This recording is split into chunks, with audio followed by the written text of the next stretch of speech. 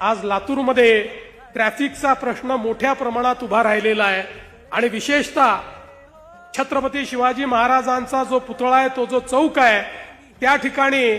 खऱ्या अर्थानं ट्रॅफिकचाही प्रश्न आहे आणि त्या ठिकाणच्या विकासाचाही प्रश्न आहे। आणि जिथे छत्रपती शिवाजी महाराजांचं नाव आहे, जिथे त्यांचा पुतळा आहे, तो भाग हा लातूरचा सर्वोत्तम भागच असला पाहिजे अशा पद्धतीनं माननीय पालकमंत्री हेच पीडब्ल्यूडी मंत्री आहेत, त्यामुळे